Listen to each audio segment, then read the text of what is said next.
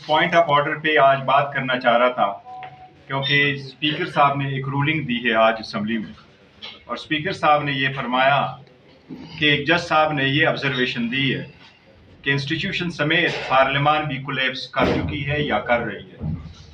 उस पर स्पीकर साहब की रूलिंग मैं समझता हूँ उसके जवाब में मैं कुछ कहना चाह रहा था, जिसके जवाब में मुझे इजाज़त नहीं मिली और इसके बाद हमने वॉकआउट किया है।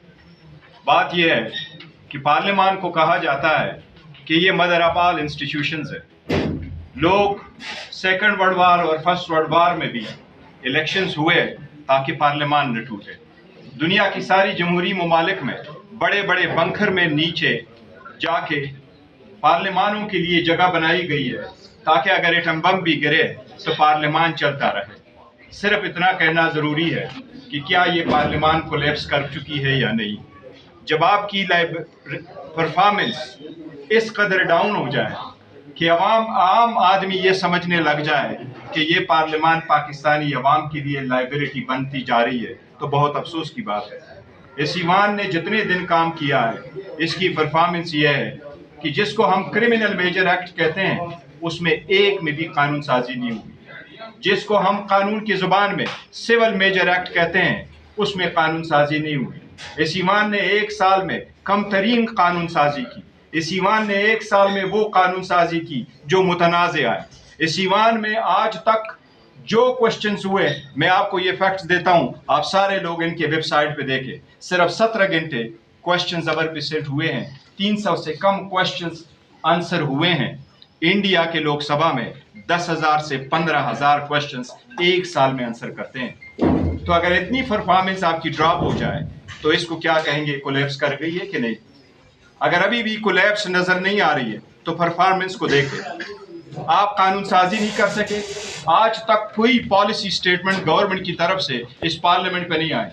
आज तक मेजर जिसको कहते हैं आप हुकूमत के जिम्मेदारान, उन्होंने एक स्टेटमेंट भी इस पार्लियामेंट में नहीं दी।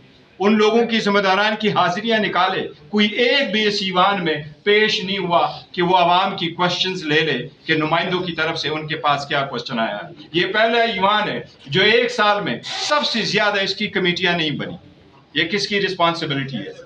ये ईवान में बैठने वाले लोगों की रिस्पॉन्सिबिलिटी है, हुकूमत चलाने वालों की जिम्मेदारी है। आप इनकी सारी हिस्ट्री उठा के देखें, ये ईवान के रिकॉर्ड पे मौजूद है। क्या उनकी तरफ से वो क्वेश्चन आंसर हुए? क्या उनकी तरफ से प्लानिंग आई है? क्या उनकी तरफ से बजट स्टेटमेंट आई है? और सबसे ज्यादा ये है कि सिवाय 3 सेशन के अलावा इनके 12 सेशन में से कभी भी 10 दिन से ज्यादा सेनेट जो प्रोसीडिंग्स है वो नहीं चल सकी।